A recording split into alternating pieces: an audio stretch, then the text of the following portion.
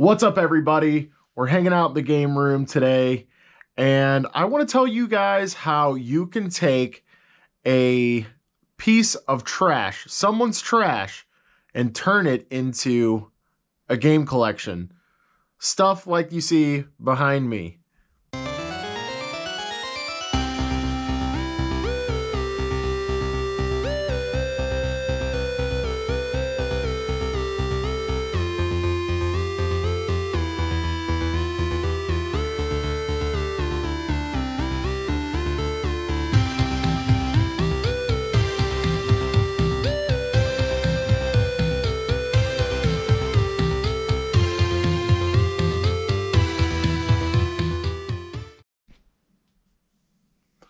All right, so I don't know if any of you guys really got into BMX bikes in the 90s. I sure did.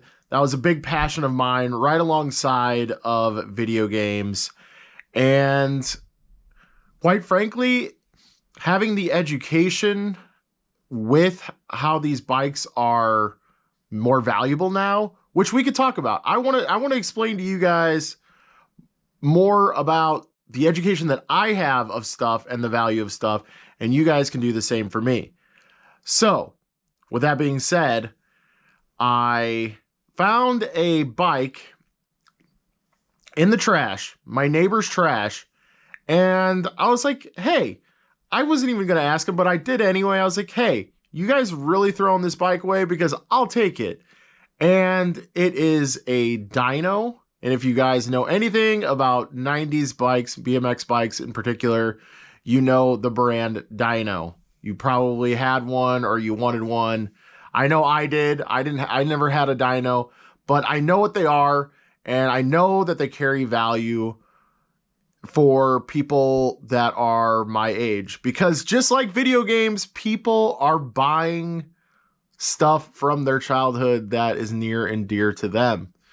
So I took it home and hung it up in my garage and didn't really touch it because I was like, that's a future project. I'll get to it at some point in time. I had another bike at the same time, so it kind of, that other bike took precedent.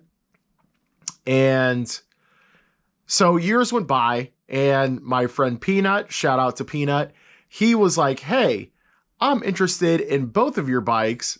Are you willing to sell them? And I'm like, maybe. I really like them, but at the same time, I wasn't really riding them. So we made a deal, and well, we made a cash deal for one bike, but the other bike that I had found in the trash, I was like, hey, do you have any video games? And remember, guys, always ask. Ask everybody. Ask your cousins, ask your neighbors. Hey, you got video games? But I asked him if he had any video games that he'd be willing to trade, and he had some PS3 stuff and a little extra bonus that you guys are about to see. All right, guys, so I didn't make out like a bandit or anything. I didn't take advantage of our good friend Peanut here by any means. He sent me a picture of what he had beforehand, and I was like, that seems like a pretty fair, okay trade. What we got in video games was roughly maybe a little bit more than what we could have got for the bike if we just sold it straight up. It was an 18-inch frame bike, which means it's for a little kid, so it has a little less value. But let's take a look at what we got here. So, Dead Rising 2, Deadpool, BioShock Infinite, MLB The Show 10, Metal Gear Solid 4, The Last of Us, Aliens Colonial Marines, Sonic's Ultimate Genesis Collection, that's pretty cool, Infamous 2, Call of Duty, the regular Black Ops, not 2, unfortunately.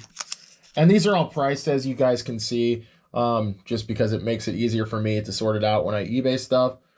Final Fantasy 13, Uncharted 3, Dante's Inferno Divine Edition,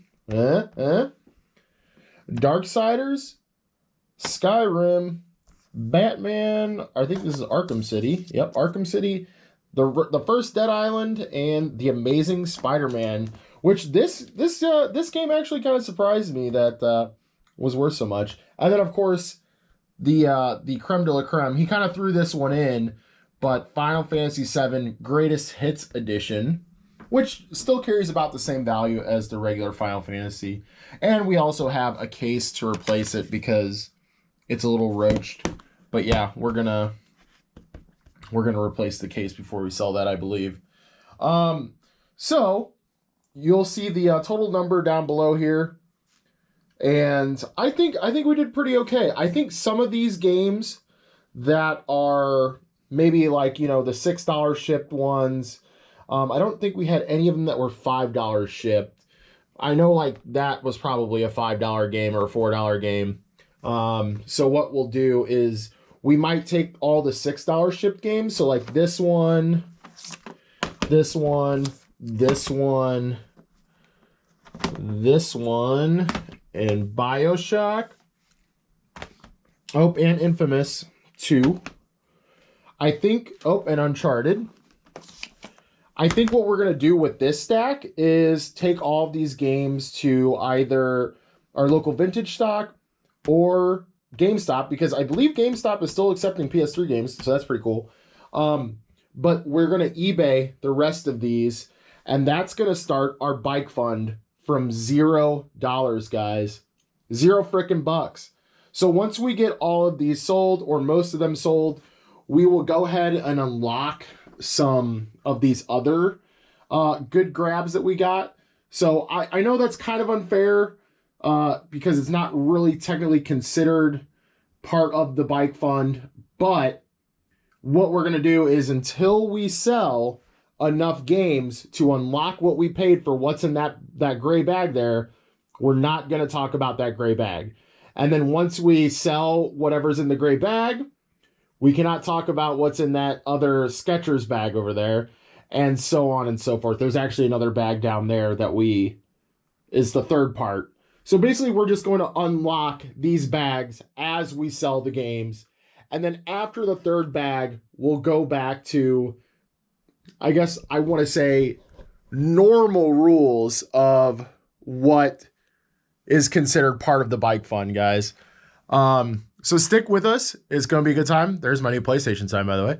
And yeah, basically, I want to educate you guys on how you can get something out of the trash for free and turn it into a video game collection.